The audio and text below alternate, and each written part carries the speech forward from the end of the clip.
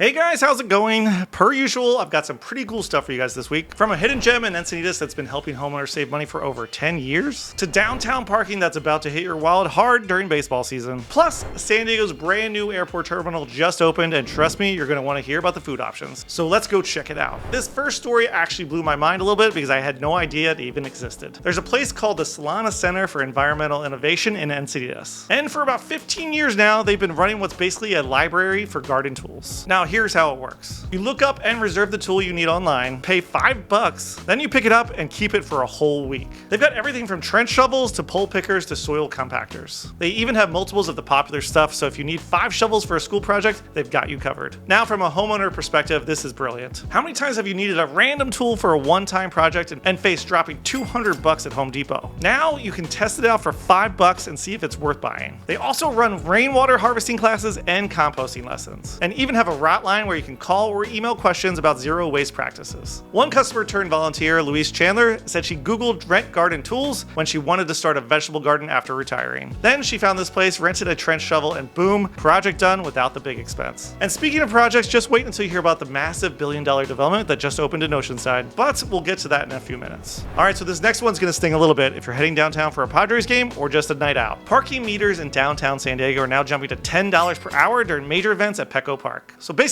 any event expecting 10,000 or more people, the new rate kicks in 2 hours before an event starts, and lasts until 4 hours after it begins. And this isn't just a few blocks. It's every meter within a half mile of the stadium, stretching all the way from the police department to Broadway down to Harbor Drive, and over to the 5 freeway. And if this wasn't enough, the city council just approved a new parking district around Balboa Park. So starting on October 1st, about 300 spaces on Park Boulevard and 6th Avenue will charge $2.50 an hour, up to 4 hours, 8 a.m. to 8 p.m., 7 days a week. The city expects this to bring in about $1 million per year. And all funds have to be reinvested into Balboa Park. Things like paving, lighting, landscaping, and amenities. Council member Sean Elo Rivera even suggested giving San Diego residents discounts or free parking in some spots. But that'll be decided later this year. They also previewed a tier pricing plan for the lots inside the park, from $12 a day in the busiest areas like Alcazar and Oregon Pavilion to $6 in less crowded lots. And even a couple with free 2-hour parking. Now, I get it from the city side. Voters didn't approve Measure E last year, so they need revenue streams. But between Petco Park event rates and Balboa Park meters, this feels like a double whammy for residents. And let's be real for a second. If you're grabbing dinner before a Padres game, you could easily spend $30 to $40 just to park. I actually just paid $65 to park down a Padre game, so I feel your pain. And that's on top of your food, drinks, and tickets. Families might just decide it's easier to just stay home. And what about the workers? You got servers, bartenders, concession staff who really rely on street parking. The city's saying employers should help with transit or parking alternatives. But in my opinion, that's a tough sell. So bottom line, whether you're headed to Petco or Balboa Park, San Diego parking is about to look very different and a lot more expensive. Now onto a more exciting note, San Diego's brand new Terminal 1 at the airport just opened this week. I actually got to attend the open house that they held there last week, and seeing it in person really showed how different this place feels compared to the old one. This is phase 1 of the $3.8 billion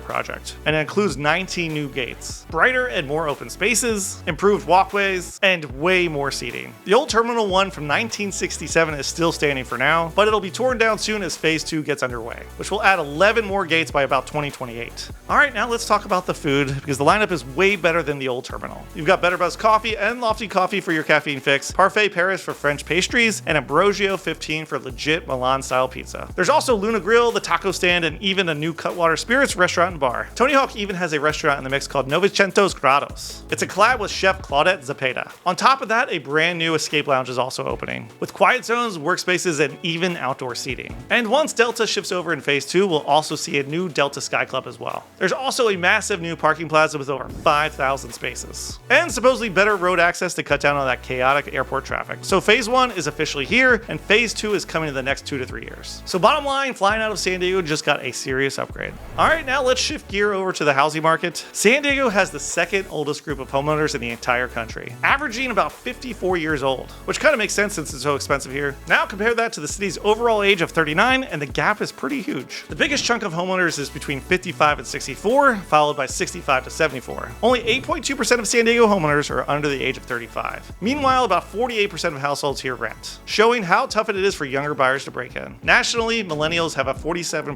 homeownership rate. But in San Diego, affordability, bidding wars, and cash-heavy investors keep pushing them out. Baby boomers maintain a 78% ownership rate, mainly because they bought when prices were lower and built wealth over decades. Younger buyers are trying to get in when homes cost 6 or 7 times what they did 20 years ago. And this generational gap explains a lot why the average San Diego homeowner is older. It's just taking a lot longer for people to afford to buy a home here. So with that said, where does that leave people looking at new construction here in San Diego? In Oceanside, Lennar just opened North River Farms, a master plan community with 17 home designs across 5 different neighborhoods. You got Cypress, Monterey, Magnolia, Mahogany, and Monarch. Homes range from about 2,200 square feet all the way up to 4,700 square feet with 3 to 5 bedrooms, and prices start at the mid 900s. And just remember, this is Oceanside, the place people used to move to when Carlsbad or Encinitas were too expensive. But those days are pretty much long gone. But this community comes with pools, a clubhouse, pickleball courts, a fitness center, trails, and parks. Lennar is also offering their next-gen floor plan, which is super popular here in San Diego, which includes a private suite with its own entrance and kitchen. Basically your own little apartment. Ryan Green, Lennar's San Diego division president, called it more than just a neighborhood, it's a destination, whatever that means. And at these prices, it better be. Meanwhile, in Poway, Harmon Ranch is also opening soon. These are 2-story homes with 4 to 5 bedrooms, 3 to 4.5 bathrooms, and around 2,600 to just over 3,100 square feet. Prices here are expected to start in the high $1.3 million range, and on paper they do look pretty great. Got a low tax rate, no Melrose, but the community is surrounded by apartment buildings. That's not exactly a deal breaker, but for home buyers looking for more exclusive feel, it might give you some pause. So whether it's Oceanside at just under $1 million or Poway in the 1.3s, new construction in North County is no longer the budget option it once was. Buyers in this price range are purchasing a lifestyle and betting on continued North County growth. But it also means first-time buyers and younger families are getting pushed further inland or out of San Diego County altogether. Okay, so that's a wrap on episode 5 of the San Diego Scoop. What do you guys think about the Tool Library in Encinitas? Have you guys heard of it before? And the downtown and Balboa Park parking situation? Are you going to change how you get to Padres games? Or maybe you've already checked out the new airport terminal. If so, what did you guys think? Let me know what's going on in your neighborhood, especially if you got thoughts on the new spots opening up. And if you're thinking about moving in this market or want to chat about how any of these changes might affect your property value, shoot me a message at burn@off56.com. With everything shifting around the county, there are definitely opportunities if you know where to look. And hit that subscribe button to stay on top of everything happening here in San Diego. The stuff that actually affects your life and your wallet. Thanks for watching, and I'll catch you next week on the San Diego Scoop.